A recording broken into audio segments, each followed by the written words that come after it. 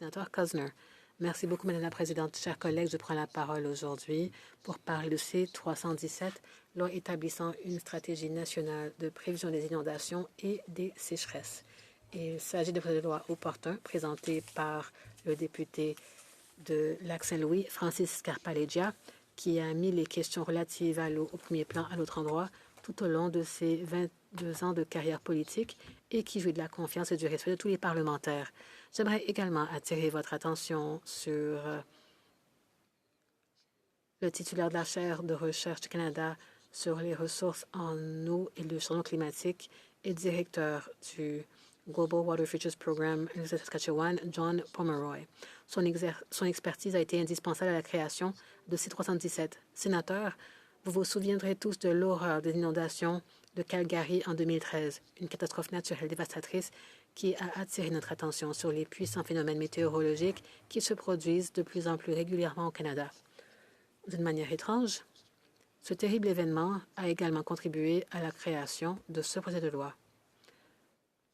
Le professeur Pomeroy se trouvait en Alberta lors de cette catastrophe et a témoigné lors du comité à l'autre endroit que, je cite, « Il a plu pendant 3 jours et demi sur les montagnes situées juste à l'ouest de Calgary en juin 2013.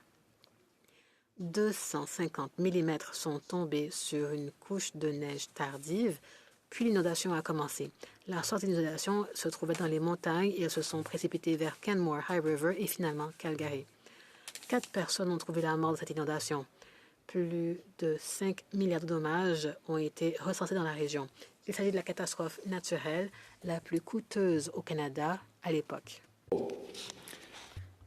Je me souviens avoir parlé à l'époque à mon ancien collègue Ted Menzies, qui était député de McLeod, du choc et du désespoir subis par les habitants de sa communauté.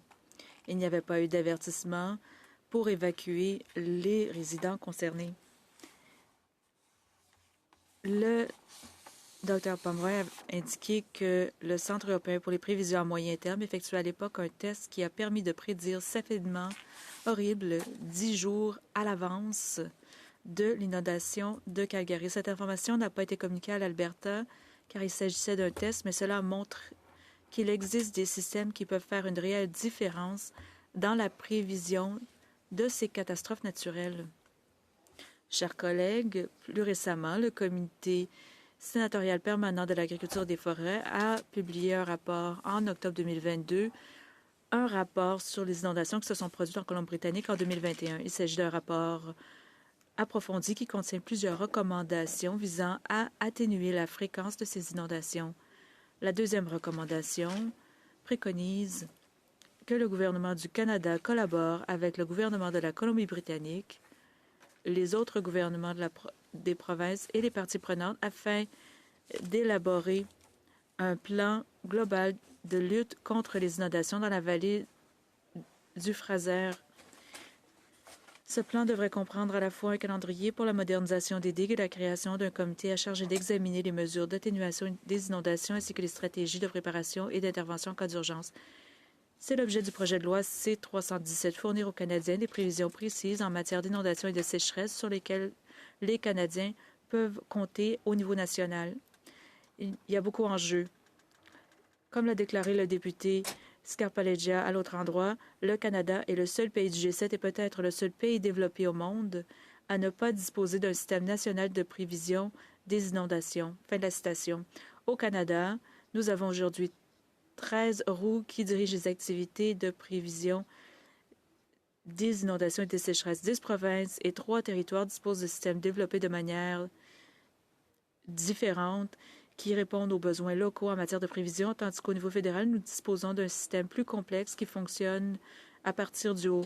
Et il y a très peu d'interopérabilité. Ce conduit, selon le Dr Pomeroy, à un système fragmenté qui ne répond pas aux besoins de l'ensemble du pays. Nous avons également une disparité dans la qualité des systèmes utilisés d'une province à l'autre. Certaines provinces, comme le Manitoba, qui fait face à des inondations depuis un certain temps, disposent de systèmes avancés et performants. Le Québec aussi. Mais le Yukon n'a aucune expertise dans ce domaine. Global Water Futures, avec l'aide d'Environnement Canada, a développé un système pour ses prévisions et le gère pour le gouvernement du Yukon depuis 2018. Les communautés éloignées ont également besoin d'aide. Et l'une des principales motivations du projet de loi est d'amener ces communautés à la table de négociation. Le projet de loi C-317 vise à rassembler toutes les parties prenantes, le gouvernement fédéral, les gouvernements provinciaux et territoriaux, les peuples autochtones et le monde universitaire. Nous devons également garder à l'esprit que nous partageons des bassins fluviaux avec les États-Unis et qu'il s'agit donc d'une question internationale. Selon le Dr Pomeroy, et je cite, « Un système coopératif fédéral, provincial, territorial permettrait de mieux garantir que les ressources et les technologies sont disponibles pour appuyer les prévisions opérationnelles et les prédictions de ces systèmes développés en commun. » Ce projet de loi prévoit que le ministre de l'Environnement et du Changement climatique, en collaboration avec les ministres de l'Agriculture et de l'Agroalimentaire, de l'Infrastructure et des Collectivités et des Ressources naturelles et de la Sécurité publique et de la Protection civile, élabore une stratégie nationale de prévision des inondations et des sécheresses afin de fournir aux principales parties prenantes les informations dont elles ont besoin pour prévoir les inondations et les sécheresses. Il s'agit d'une approche collaborative et coopérative qui formalise le système afin de s'assurer que nous travaillons tous sur la même longueur d'onde en mettant en commun les informations et les meilleures pratiques dans le but d'atténuer les effets des inondations et de la sécheresse. Ce n'est pas le cas pour le moment. En 2019, Global Water Futures, toujours avec l'aide d'Environnement Canada, a rencontré 13 prévisionnistes provinciaux et territoriaux et mis en place un groupe de travail informel pour partager des informations. Ce groupe est encore informel et il n'a commencé qu'en 2019. C'est préoccupant. Le projet de loi C-317 prévoit des consultations approfondies entre le ministre de l'Environnement et du Changement climatique et les représentants des gouvernements provinciaux et municipaux, les dirigeants autochtones et d'autres parties prenantes, notamment les universités, la société civile et l'industrie, y compris le secteur de l'assurance. Ce dernier, le secteur de l'assurance, a été inclus dans la loi par le biais d'un amendement amical proposé par le député Michael Cram de Regina-Wascana. Je pense qu'il est important que tous ces acteurs participent à l'élaboration d'une stratégie en matière d'inondation et de sécheresse. L'inclusion des compagnies d'assurance a été faite dans un but précis. La certitude étant ce qui guide les compagnies d'assurance dans la fixation des taux. Lorsqu'il n'y a pas de certitude dans la prévision des inondations, il peut en résulter une incapacité à faire assurer une maison. Il a ajouté en deuxième lecture, les compagnies d'assurance ont plus de difficultés à prévoir les inondations que d'autres types d'événements météorologiques et par conséquent, elles n'offrent tout simplement pas d'assurance contre les inondations à de nombreux propriétaires canadiens. Lorsque des dommages surviennent, les programmes gouvernementaux tels que le programme d'aide financière en cas de catastrophe distribuent des milliards de dollars aux propriétaires non assurés en cas d'inondation. Récemment, le Bureau d'assurance du Canada a annoncé que l'été 2024 avait été le plus destructeur jamais enregistré. Selon le Bureau, les coûts estimés des événements météorologiques violents s'élèvent à 7 milliards de dollars en pertes assurées. Ce chiffre est 10 fois plus élevé que la moyenne de 700 millions de dollars de sinistres pour les événements météorologiques survenus entre 2001 et 2010. Il s'agit d'une augmentation considérable du nombre de demandes d'indemnisation qui témoignent clairement de l'ampleur des catastrophes météorologiques au Canada. Le Bureau d'assurance estime qu'il s'agit d'un défi pour l'ensemble de la société et que tous les dirigeants et les parties prenantes doivent se réunir pour élaborer un plan d'action national visant à mieux protéger le Canada. Nous avons tous un rôle à jouer pour aider les collectivités à se préparer aux phénomènes météorologiques violents et à s'en remettre. Un rapport de la Commission mondiale sur l'économie de l'eau indique que la combinaison de décennies d'utilisation destructrice des terres et de mauvaise gestion de l'eau s'est heurtée à la crise climatique pour exercer une pression sans précédent sur le cycle mondial de l'eau. Le rapport fait la distinction entre l'eau bleue, c'est-à-dire les rivières et les lacs, et l'eau verte, c'est-à-dire l'humidité, l'eau stockée dans les sols et les plantes. Le rapport indique que l'eau verte est tout aussi importante pour le cycle de l'eau car elle retourne dans l'atmosphère lorsque les plantes libèrent de la vapeur d'eau qui constitue la moitié des précipitations sur les terres. Si cette tendance se poursuit, nous assisterons à une hausse des températures et donc à un assèchement des paysages, une réduction de l'humidité et une augmentation des risques d'incendie. La stratégie serait, en vertu de section C, serait d'évaluer la nécessité et les avantages d'une coordination nationale de nouveaux investissements et de l'utilisation de nouvelles technologies, d'évaluer la nécessité d'une nouvelle modélisation qui permettrait d'identifier les propriétés et les infrastructures les plus menacées, évaluer les possibilités de développer des prévisions nationales afin de répondre aux besoins d'information de toutes les parties et préparer une proposition pour la mise en place d'un système national coopératif d'hydrologie et de ressources en eau. Sénateur, la législation prévoit l'élaboration d'une stratégie dans un délai de 2 ans et son dépôt au Parlement. À l'international, ce type de système est déjà en place. Dans les pays européens, on reconnaît l'importance d'un tel travail de collaboration. Au Canada, nous pouvons faire la même chose, tout comme les États-Unis qui ont adopté une approche très similaire.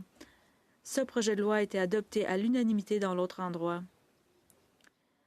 Le fait qu'il ait été adopté à l'unanimité en dit long sur la gravité des problèmes auxquels nous sommes confrontés au Canada. Nous vivons en une époque incertaine en ce qui concerne notre climat et les effets qu'il continuera d'avoir sur l'économie du Canada, mais ce n'est pas seulement au coût économique que nous devons penser. Il est formidable de voir que des députés de 4 partis différents comprennent la gravité de la situation et travaillent ensemble pour assurer l'adoption de ce projet de loi. Les personnes touchées par les catastrophes naturelles causées par les inondations et la sécheresse paient un lourd tribut sur le plan mental.